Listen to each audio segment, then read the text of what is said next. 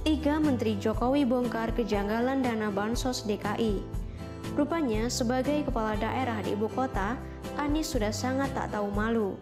Bukan hanya mengemis bantuan awal untuk ke Bansos pada pemerintah, ia juga meminta kelanjutan bantuan. Ironisnya, kasus corona di DKI tak juga menurun setelah PSBB.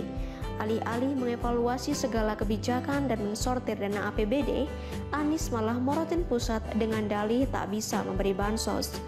Tentu saja sifat pengemisnya ini membuat beberapa kementerian murka. Janji awal hanya menanggung 1,3 juta penduduk, kini membengkak berkali lipat akibat Anies mengaku tak punya duit. Harusnya Sri Mulyani tak usah ragu memotong seluruh gaji dan tunjangan Pemprov DKI di bawah Anies, terutama gaji TGUPP dan dana ormas yang entah apa gunanya. Sebelumnya diberitakan cnnindonesia.com, tiga menteri dalam Kabinet Indonesia Maju pemerintahan Presiden Joko Widodo memaparkan sejumlah keganjilan mengenai penyaluran bantuan sosial atau bansos oleh pemerintah Provinsi DKI Jakarta.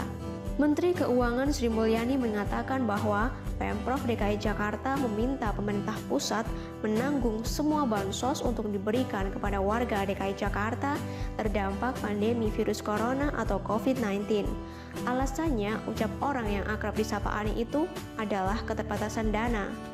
Mulanya, Pemprov DKI Jakarta memberikan bansos kepada 1,1 juta keluarga. Itu sudah diterapkan pada pemberian bansos gelombang pertama. Namun, untuk gelombang selanjutnya, Pemprov DKI ingin pemerintah pusat yang menanggungnya. Laporan dari Menko PMK, ternyata DKI yang tadinya mengcover 1,1 juta, mereka tidak punya anggaran dan meminta pemerintah pusat yang mengcover 1,1 juta itu. Terang Ani dalam rapat virtual bersama Komisi 11 DPR Rabu 6 Mei. Jadi tadinya 1,1 juta adalah DKI dan sisanya 3,6 juta itu pemerintah pusat. Sekarang semuanya diminta di-cover oleh pemerintah pusat, tambahnya. Menteri Sosial Juliari Batubara juga mengatakan penyaluran bansos oleh Pemprov DKI Jakarta tak sesuai dengan kesepakatan awal antara pemerintah pusat dan pemerintah Provinsi DKI Jakarta. Juliari mengaku telah memeriksa 15 titik penyaluran bansos di DKI Jakarta. Lalu ditemukan ada warga penerima bansos Kemensos sama dengan penerima bansos DKI. Akibatnya terjadi kekacauan di lapangan. Pada saat ratas atau rapat terbatas terdahulu, kesepakatan awalnya tidak demikian. Gubernur DKI meminta bantuan pemerintah pusat untuk mengcover bantuan yang tidak bisa di-cover oleh DKI, kata Juliari dalam rapat kerja Komisi 8 yang disiarkan langsung akun YouTube DPR RI Rabu 6 Mei.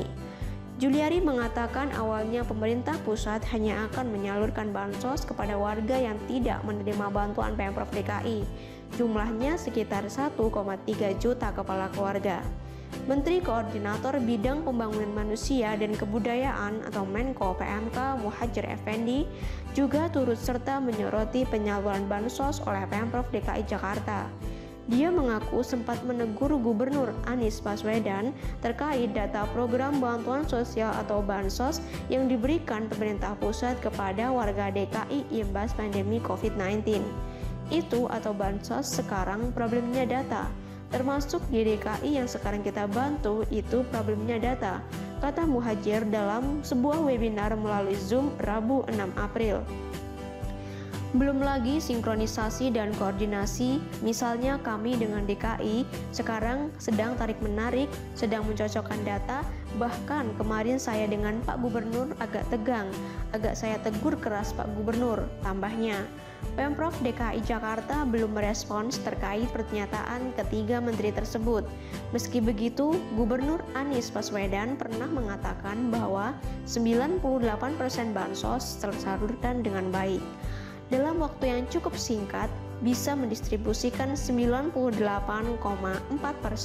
pada keluarga yang tepat. Menurut saya itu suatu langkah yang harus kita apresiasi karena tidak mudah. Hanya 1,6% ini jadi bahan kita untuk mengkoreksi ke depan, kata Anies Jumat 1 Mei. Kedepan, KPK harus berani turun dan mengawasi penyaluran dana bansos di DKI. Masalah mereka bukan saja data amburadul antara Pemprov dan lapangan, tapi juga dugaan dana bansos disunat oleh pihak terkait. Harusnya Anies bisa mengupdate data terlebih dahulu sebelum mencocokkan dengan kondisi real sebelum penyaluran dilakukan. Dari mana dia mendapat temuan 98% tersalurkan, padahal nyatanya ramai diberitakan bansos salah sasaran.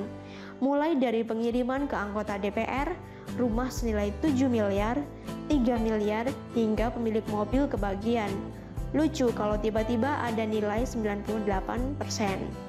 Anies harusnya mengurangi konvers dan lebih banyak turun ke lapangan seperti Jokowi Ahok.